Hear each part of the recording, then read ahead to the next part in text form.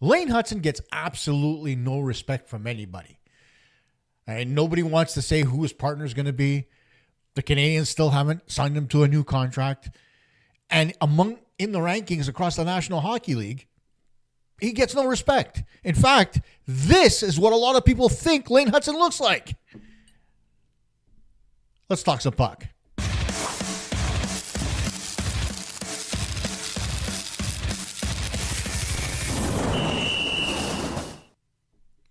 You guys know I was kidding about the Speedy Gonzalez stuff, right? Apparently, Lane Hutson is 5'9". I'm 5'9", so I can't say he's small, but he is quicker than I am. I can tell you that, no doubt. But before we get into all the Hutson talk and the show absolutely dedicated to the Canadiens Calder winning defenseman, I got a question for you. Can somebody please tell me what the fuck this is? Why is there a cartoon at center ice at the Bell Center? What font is that they're using that they think is cool? I don't get it. Why change the logo? First things first, I was pissed when they changed the logo to a single logo from two logos at center ice. If you remember, the Canadiens had logos that were back-to-back, facing opposite directions. It was classic Montreal Canadiens from back when they were at the Montreal Forum. A last single tie to their past, right? Last time they won the Stanley Cup at the Forum, that's how the logos looked, back-to-back.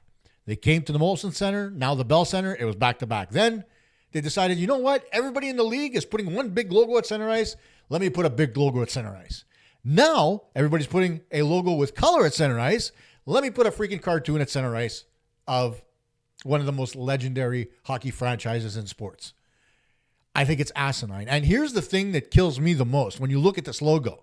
Why in the world, in a league where the red line doesn't mean anything anymore, do you not slip the thing under the Canadiens logo? I don't understand that. Why cut the logo in half? If you're going to charge your players $25,000 for stepping on the logo in the locker room, what should you charge the idiot that drew that shit on center ice? Because, oh my God, it's horrible. Absolutely disgusting. And yes, you're going to say, eventually we're going to get used to it. If there's one thing that is traditional about playing hockey and the ice as it is, it's white. Sure, it's nice to have your dots, your circles, your center ice logos, but to take the entirety of the middle of the ice and turn it red, I don't know what the Canadiens were thinking. Put it in the comments. I don't like it. But I'll let you decide if you do or you don't. Take a good hard look at it. It doesn't impress me at all. Now, let's talk a little bit about our favorite defenseman here in Montreal and a real point of contention, I guess, across the National Hockey League, and that is Lane Hutson. We're going to start with our favorite writer at The Athletic, Corey Pronman. Corey, of course, every year comes out with his rankings for prospects. And here's the thing about Corey that a lot of people don't know. And I asked this question on the eye test with Pierre Maguire and Jimmy Murphy today. And I said, how much value do you put into rankings by people who are never at the rink? And Maguire and Jimmy both answered 0. And that's exactly what I think as well. You cannot base what you think about a player on numbers alone. You need to see him without the puck. You need to see him away from a camera. And you don't get to see that when the camera's following him around the ice. Sure, you get the occasional ISO camera, but that's not a thing anymore. So how the hell can you actually judge what a player is like without seeing his entire game? Right? I'm sure you guys agree with me. Now, when I took a look at the rankings for all these players under 23 that Corey was looking at, the one thing that got to me was we had 7 guys among the top 150 in the National Hockey League that were in his ranking, starting with Juraj Slafkovsky. What did Slafkovsky think? What did Pronman think of Slafkovsky? Well, Pronman deems his skating average, puck skills above average, just like his hockey sense, and his compete at high end. Okay.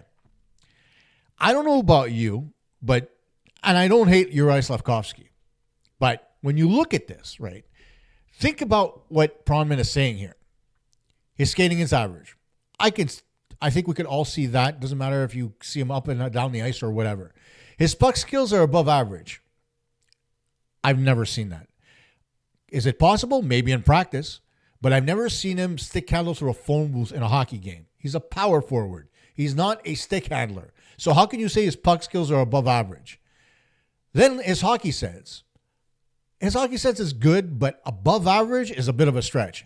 And his compete, there's no doubt his compete is high end. Then you take a look at number 10 on this list, and that's Ivan Demidov. His skating is below average according to Pronman. What? His puck skills are elite, agreed, as is his hockey sense, compete, and his shot is above average. All right, here's the thing with you, Mr. Pronman. You claim that he's bendy at the knee.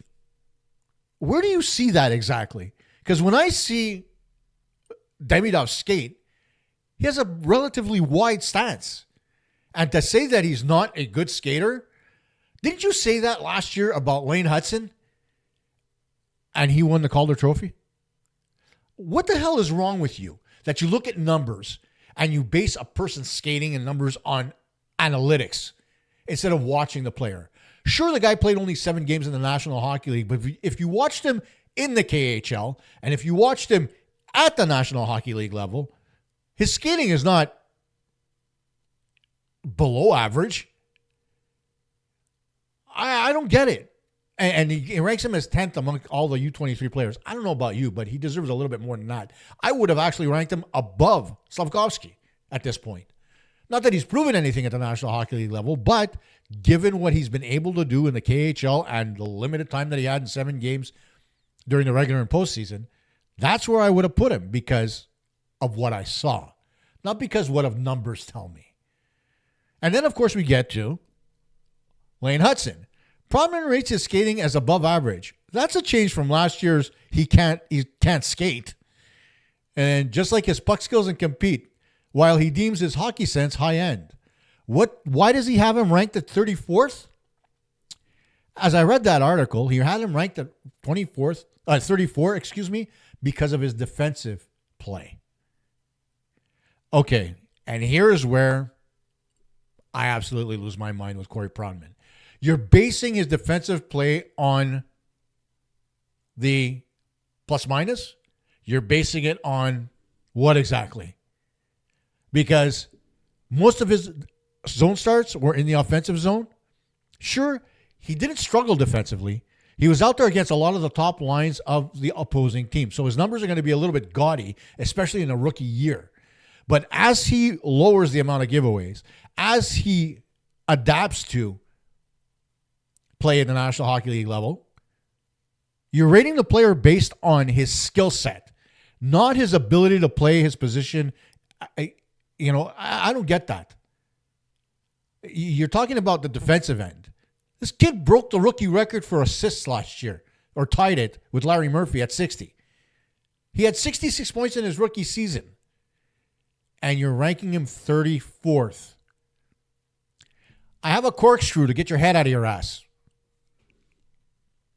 Next up on our list is David Reinbacher, and he says his skating and puck skills are average. I agree with that because he's not a stick handler. While his hockey sense and competitiveness are above average, he's a good all-around D-man. I think out of all his rankings, what he said about David Reinbacher is spot on. And David Reinbacher is going to be that defenseman that's going to be reliable. He's a lot like Caden Gooley, but on the right side. He doesn't have as much of a mean streak, but he does have one. He has a good shot. He's a good skater. And he's got a good mind for the game. Exactly what Caden Gooley has. So can you picture these two guys sign long-term with the Canadiens on the back end, along with Dobson and Hutson? That's a top 4 I would not want to reckon with. Would you? Moving on. Next up, we've got Zach Bolduc. He has him ranked as 99th.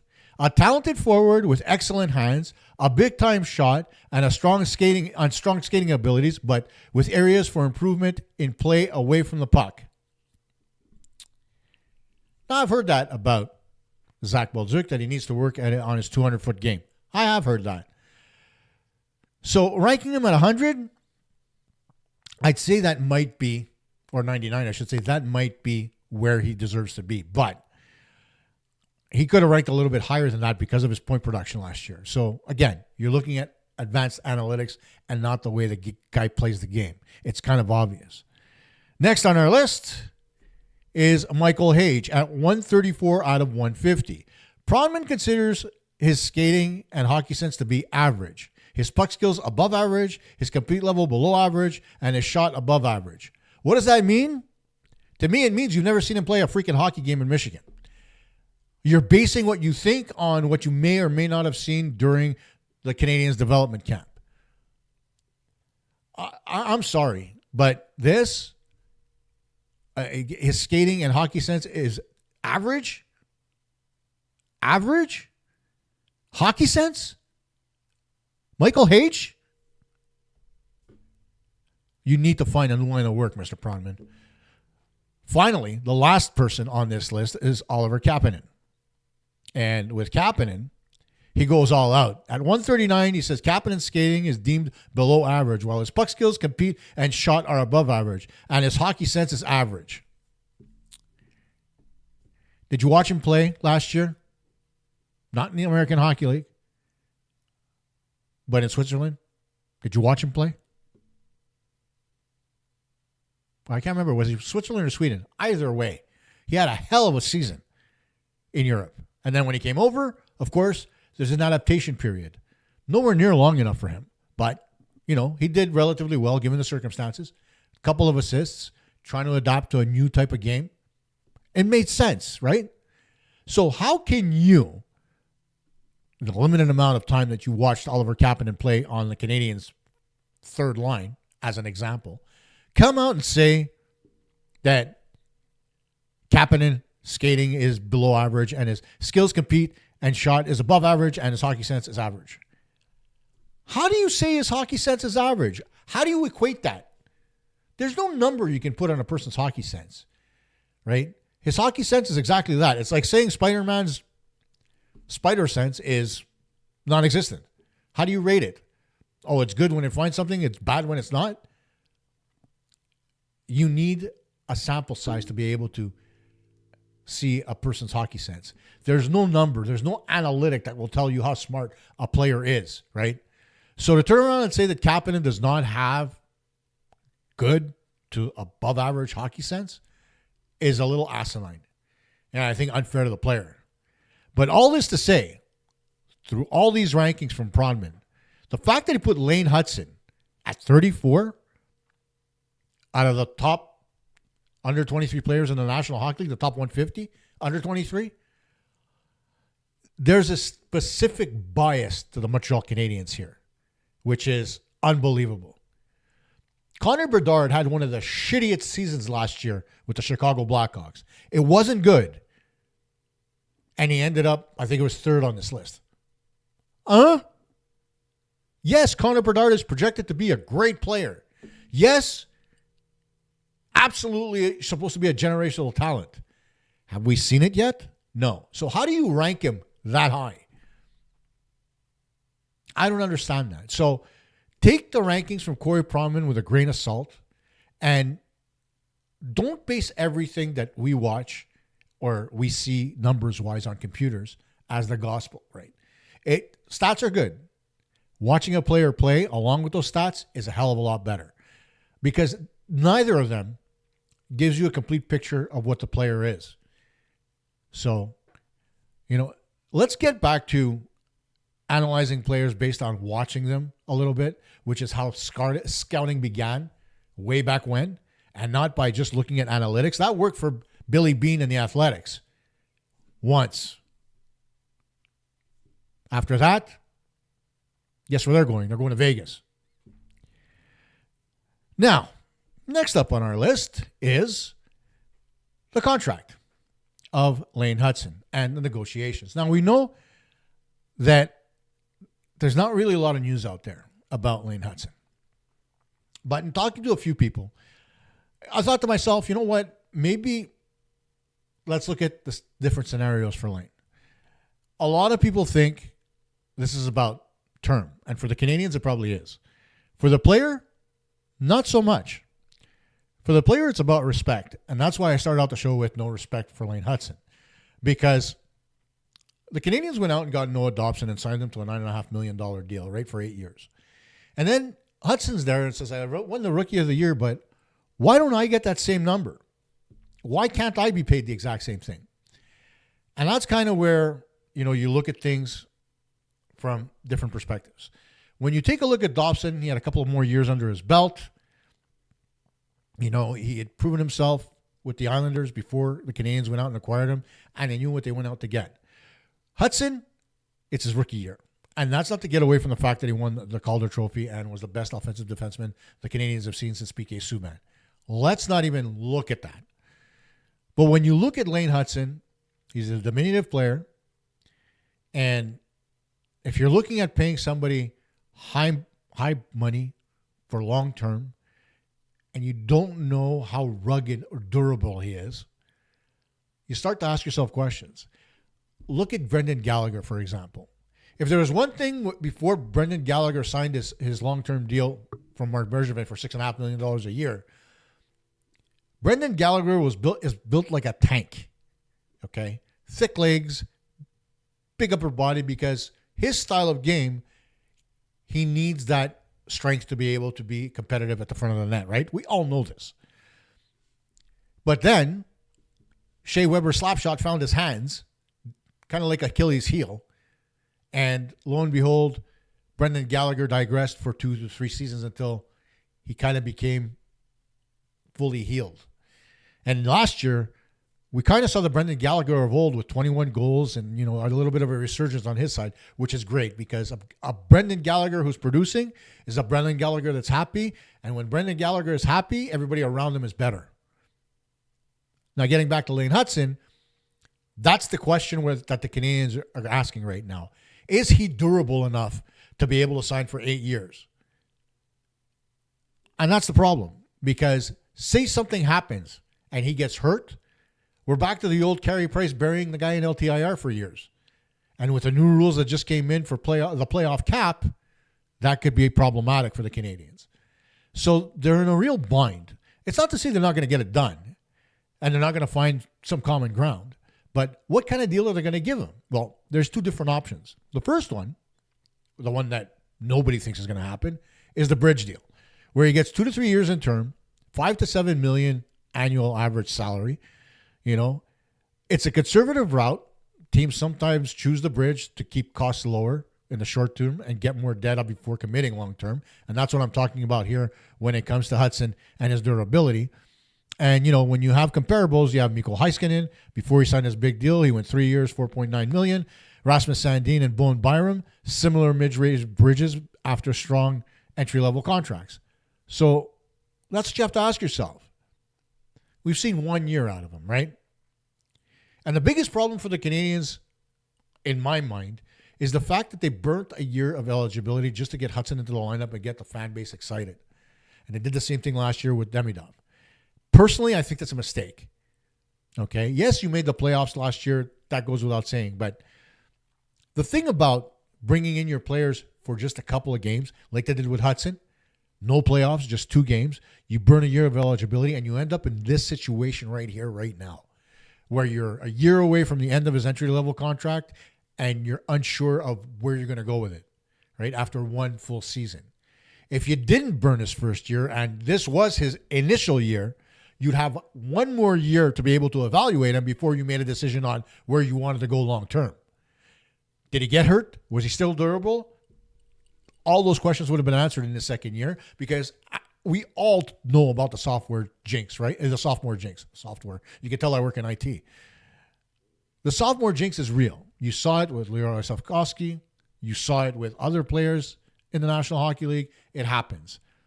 That's the questions the Canadians are asking right here, right now of Lane Hutson. Is he going to hit the sophomore jinx? Are people going to figure him out? Are they going to be a little bit more patient with him? How is he going to factor in this year after his initial season?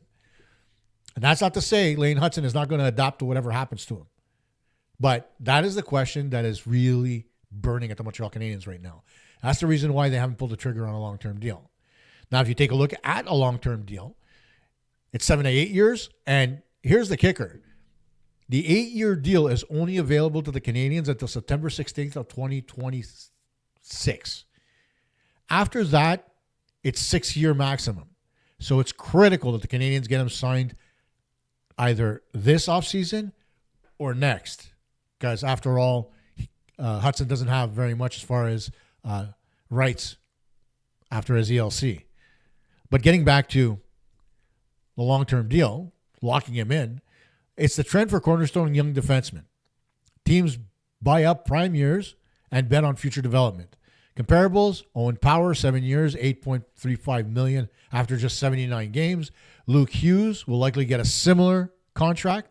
And Cale Makar signed 6 years, $9 million after his Calder and Norris level play. And that's the comparable right there. When you take a look at Cale Makar, not only are Makar's numbers strong offensively, but they're strong defensively. And so Colorado had a relatively easy choice to make. They don't want to eat up all his FA years, so they signed him for 6 instead of 7 or 8. And that's okay because he still remains an RFA at the end of the 6-year contract. And that could very well be what the Canadiens are looking at. When you look at the Habs and you look at their defensive structure right now and what's coming up the pipe, you've already got Dobson signed long-term. You've got Gooley starting the first year of a 6-year contract. So because Gooley's at 6, why can't you sign Lane Hutson at the same? Well, Hutson wants to play in Montreal. There's no doubt about that. So if you offer him 8, he may very well take 8. But if you're unsure, instead of bridging for 2 to 3 years or going the full max to 8 years, why don't you find that middle ground?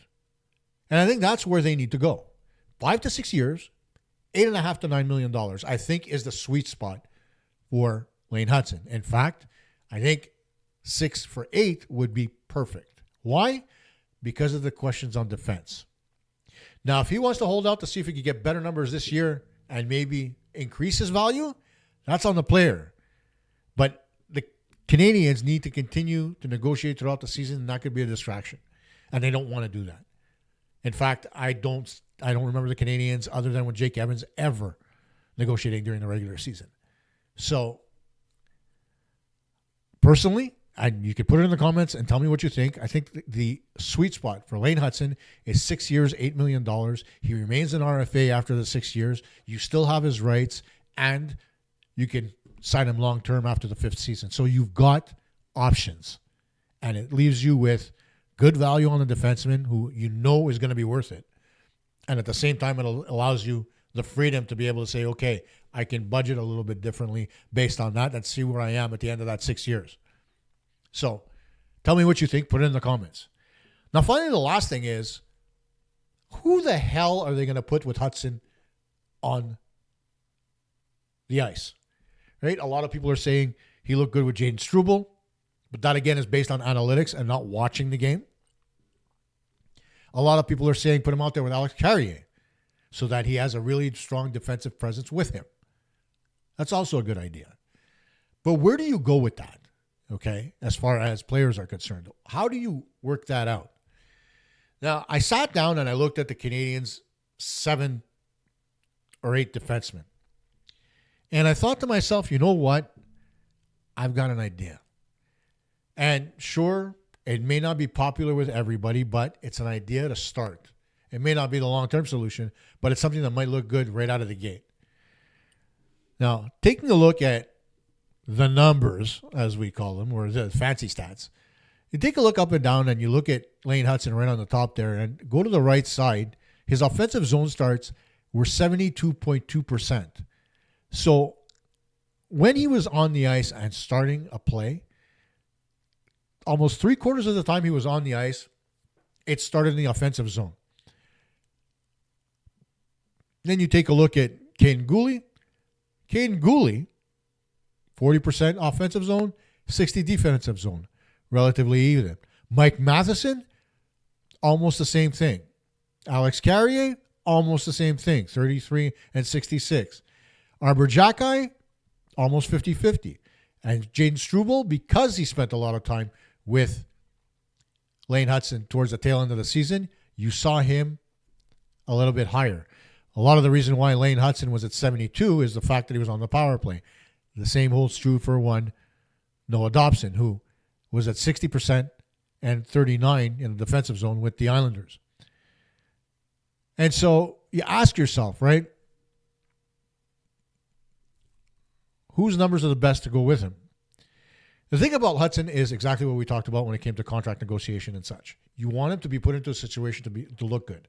And so when you got him out there, you need to have somebody who's a defensive presence, somebody who can be that defensive mind on the ice while Hutson can focus primarily on offense and still provide defense on the opposite side of the ice. He doesn't have to be the guy on the strong side where the puck is. That could be his partner, depending on the situation. But the majority of the time, his partner could be the one that gets into the zone first, Hutson second.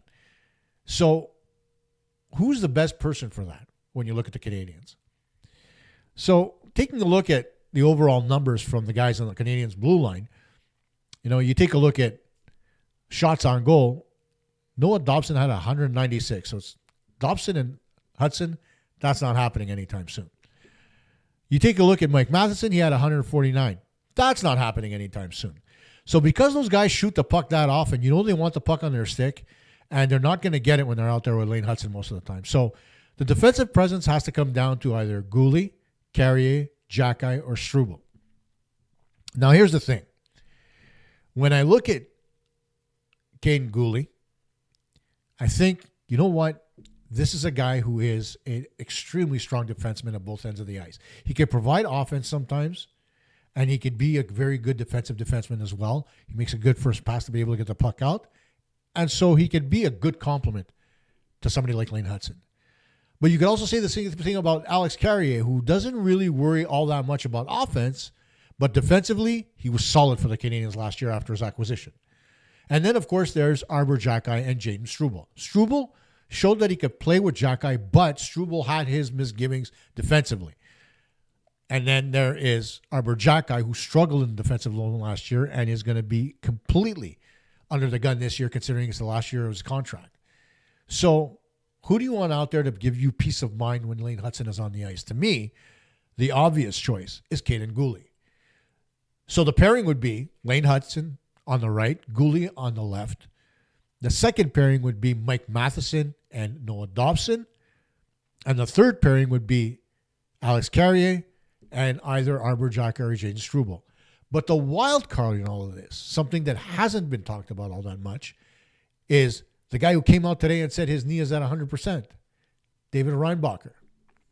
Reinbacher is another defenseman, like I said, much like Caden Goulet. And so if you can get that kind of guy on the right side, wouldn't you want him to make the team this year to be able to develop a little bit at the National Hockey League level, just like everybody else has, while you're rebuilding the franchise? And then once he gets comfortable, Reinbacher is going to be your ideal candidate to play on the right with Lane Hutson on the left. David Reinbacher is a defensive stalwart. He's a guy who's really good in his own zone, and he can provide offense occasionally, just like Goulet. He's got that mean streak, just like Goulet. He's got awesome gap control. He angles guys over to the boards fantastically well for a guy with his limited skating ability, or not above average skating ability, like our friend Corey Proman said. So overall, he'd be the ideal candidate to be with Hutson. But right now, as things stand, if you're going to bring Reinbacher in, he's going to be on the last pairing. So therein is your problem. If Reinbacher does come in this year, Carrier could very well be the odd man out. You never know. Given the fact that you're playing Goulet on the left with Hutson on the right, Matheson and Noah Dobson together, and then you've got David Reinbacher and Arbor Xhekaj. However, the other thing is, if you do decide to bring David Reinbacher into the fold, you could play him with Mike Matheson to start so he can get used to playing with an offensively minded defenseman. And then on the left side, you could put somebody like a Jaden Struble or an Arbor Xhekaj along with Noah Dobson. So the Canadiens have a lot of options and decisions to make. Will Reinbacher push hard enough to be able to make the Canadiens out of camp? If he's confident with his health, you could damn well bet that he's going to make it tough for the Canadiens to send him back down to the American Hockey League. And if he doesn't make the team, then you've got the opportunity to be able to put Caden Gooley out there along with Lane Hutson as your first pairing and have success at 5-on-5. Because that's what the Canadiens struggled the most defensively, was at 5-on-5. It wasn't the penalty kill. It wasn't the power play. At 5-on-5 or at even strength, they had trouble. So if you've got a defensive mind out there along with Lane Hutson, you're going to be in better shape than you were last season. So tell me what you think. Do you think Gooley should play with Lane Hutson? Do you think the defensive pairing should be different? I mean, it's all opinion, right? This one's mine. But the discussion is real. And let's give Lane Hutson a little bit of respect, shall we? He's not the 34th ranked under 23 player in the National Hockey League. He's got to be top 10. We know Corey Pronman is smoking something he shouldn't be. And let's make sure we get him under contract. And for God's sake, can we change the ice back? I don't like it. Bye for now.